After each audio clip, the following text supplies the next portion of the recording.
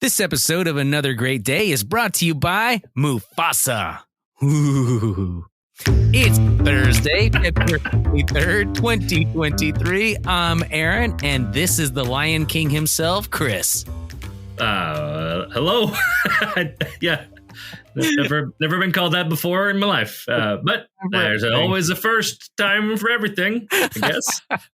Well, we'd like to welcome you back to another great day. Thanks for being here with us. Well, today is Thursday, and Thursday is for throwing way back.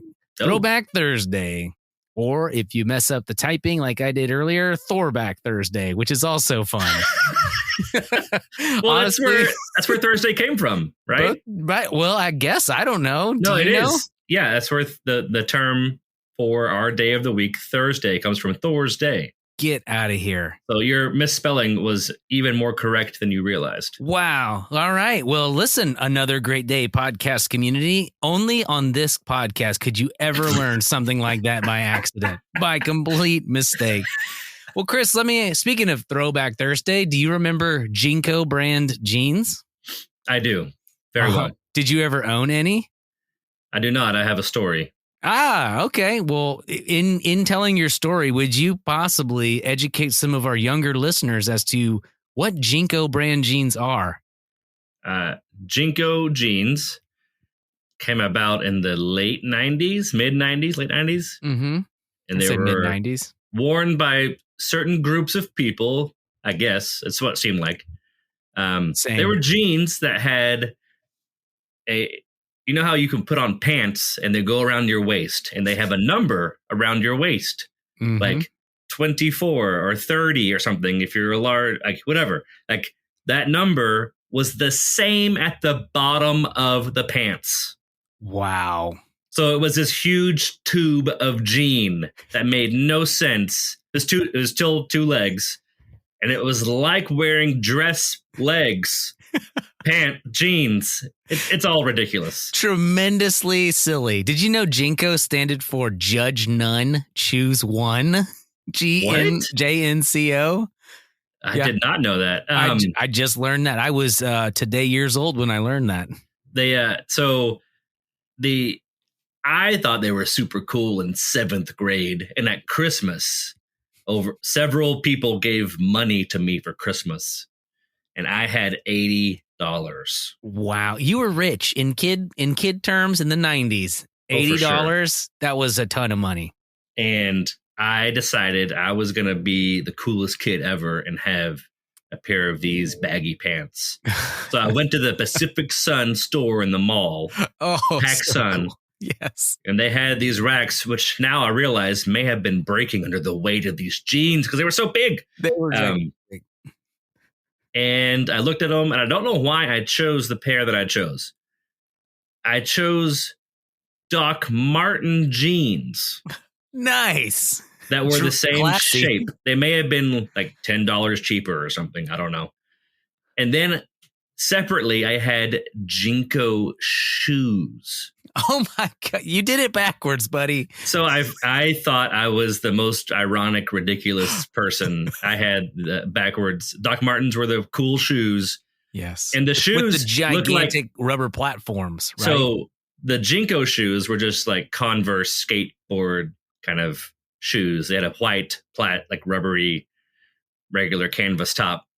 But so one more picture of these jeans is they covered your shoe completely. So it didn't really matter what kind of shoe I had. You could have been wearing flip-flops or loafers. Because when you're hacky sacking with your Jenkos on, the pants flap up and you could hardly hit the hacky sack anyway. It was such a problem.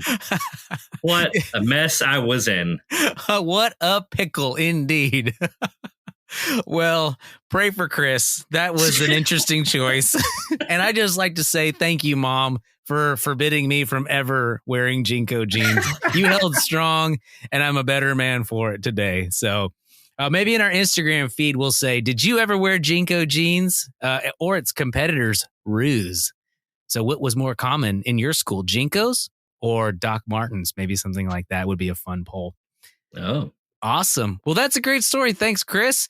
Okay, well, let's go ahead and move along with the show. All righty. This next segment of our show is called the Question of the Day. And if you're a new listener, welcome. We're glad you're here. We're going to ask a question. And we're going to encourage you to stop and take a break, answer this question with those around you. We will give you the generic 10 seconds to answer. And if you need more time, and I do hope you need more time, pause the show. We'll be waiting for you when you get back. Today's question comes to us from Chris Taylor. That's right, Jenco Doc Martin himself. That's me. And it says, if you had to wear the same piece of clothing for the rest of your life and it never wore out and always fitted, what would it be? We'll be right back with our discussion answers. All right, everybody. Welcome back to another great day. We hope you enjoyed that discussion question. Chris, you just told us a story about some clothing, but I'm curious, what would you wear if you could wear the same clothing for the rest of your life? I'm gonna go back in time again to a different era of my life.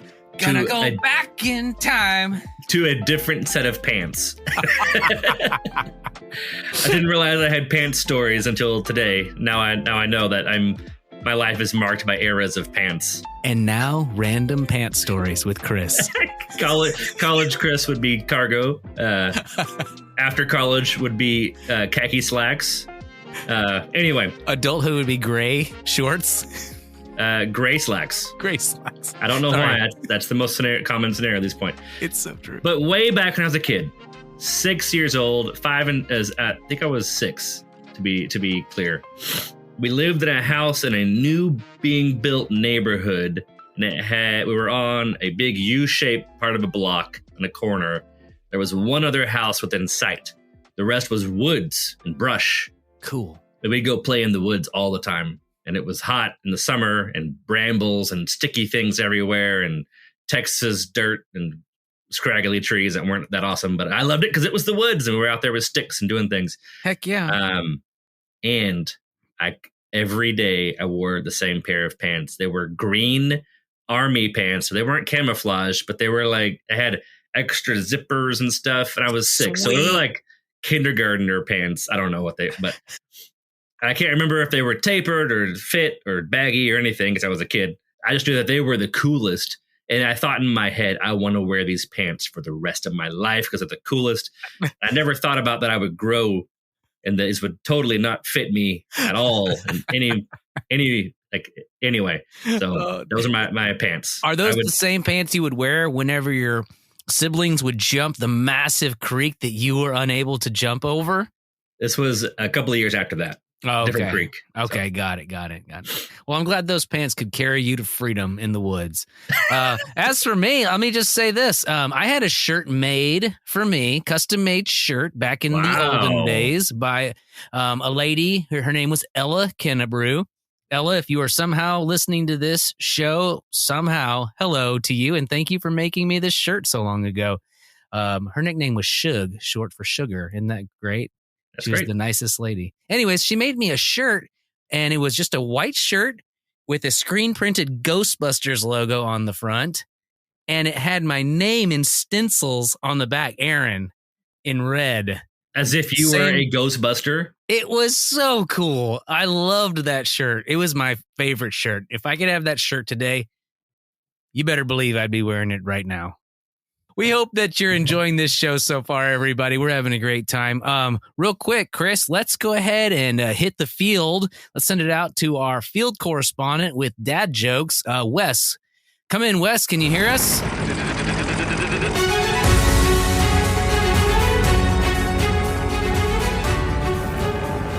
Hey there, guys. Just wanted to let you know I'm running a little bit late. I've been trying to get out of the house and get out in the field and do my job, but my daughter just asked me a question. She said, have I seen the dog bowl? And I was like, what? I had no idea the dog could even bowl.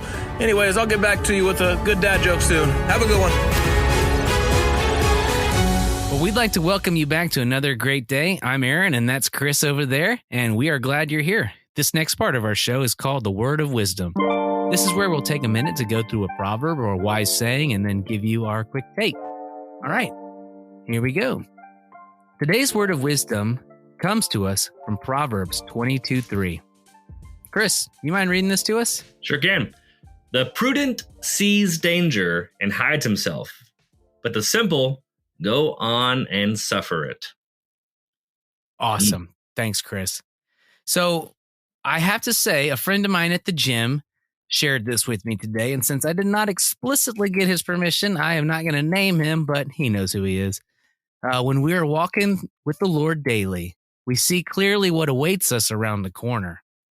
Think about that. So when you're reading your Bible, when you're praying, when you're walking with the Lord every day, you can see clearly what awaits you around the corner. Struggles are still going to happen, but seeing what awaits us allows us to prepare for what's to come.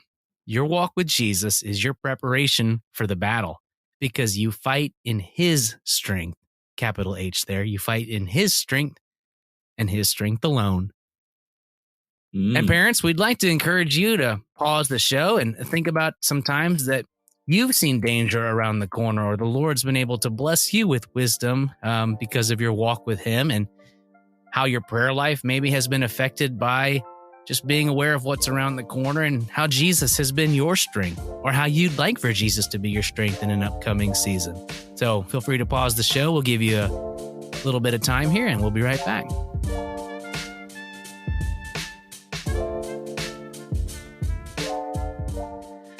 All right, well, let's hit the music, Chris, and call it a day.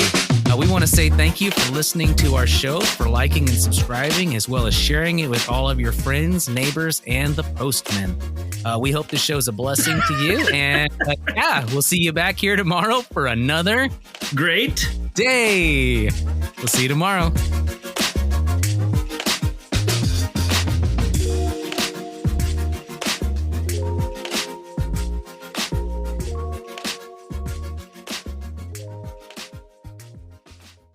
So, the Mentos wrapper, I put it in my pocket.